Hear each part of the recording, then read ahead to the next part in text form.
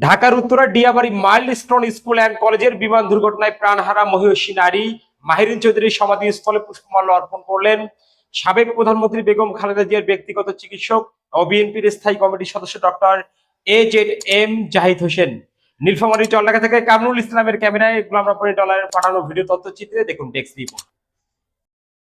ঢাকার Uttara ডিয়াবাড়িতে milestone school and কলেজে ভয়াবহ বিমান দুর্ঘটনায় অকাতরে জীবন উৎসর্গকারী সাহসী ও মহিষী নারী শিক্ষিকা মেহেরিন চৌধুরীর প্রতি শ্রদ্ধা জানাতে তারা সমাধিতে ফুলের শ্রদ্ধাঞ্জলি অর্পণ করেন বাংলাদেশ জাতীয়তাবাদী দল বিএনপির কেন্দ্রীয় ও স্থানীয় নেতৃবৃন্দ। শ্রদ্ধা নিবেদন করেন বিএনপির স্থায়ী কমিটির সদস্য সাবেক প্রধানমন্ত্রী বেগম খালেদা জিয়ার ব্যক্তিগত চিকিৎসক ডক্টর AZM জাহিদ হোসেন। এই সময় উপস্থিত ছিলেন জেলা বিএনপি নীলফামারী এবং জলঢাকা উপজেলা বিএনপি সহ বাংলাদেশ জাতীয়তাবাদী দল বিএনপির বিভিন্ন অঙ্গ সহযোগী সংগঠনের নেতৃবৃন্দরা এই মহিষী নারীর আত্মত্যাগে জাতীয় সম্পদ হিসেবে আখ্যায়িত করেন এবং তার বিদায়ী আত্মার মাগফিরাত কামনা করেন।